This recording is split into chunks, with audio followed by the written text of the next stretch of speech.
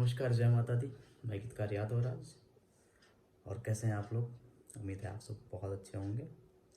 और 23 तारीख को मेरा एक गाना आ रहा है, 23/11/2020, महादेव एंड फिल्म से, जिसे गाया हिट मशीन खेसारी लाल यादव भैया ने। म्यूजिक दिया है बहुत ही अच्छे म्यूजिक डायरेक्टर प्यारे भाई आर्या शर्मा ने, और लिरिक्स मैंने खुद लिखा है। और ये एक लगन स्पेशल कॉमेडी गाना है, जिस एल्बम का ही नाम है पतल चलावे को पड़ता। तो बहुत एंजॉय करने वाले हैं आप सब इस गाने को, क्योंकि स्पेशली मैं खुद बहुत एंजॉय किया हूँ इस गाने को। और वैसे मैं जो भी लिखता हूँ तो शायद पहले बहुत मज़ा लेता हूँ उस गाने का, बहुत ज़्यादा सुनता हूँ, उसके बाद ही करता हूँ। सो आप लोग से उम्मीद है कि आप सब ज़्यादा से ज़्यादा अपना प्यार आशीर्वाद इस गाने को दें। ये गाना महादेव एंड फिल्म्स पे आ रहा है, तो आप लोग ऐसे ही अपना प्यार आशीर्वाद बनाए रखें। जय माता दी, love you. Mahadev and films पे आज पतल चलावे के पड़ता।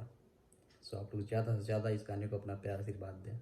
जय माता दी, लव यू।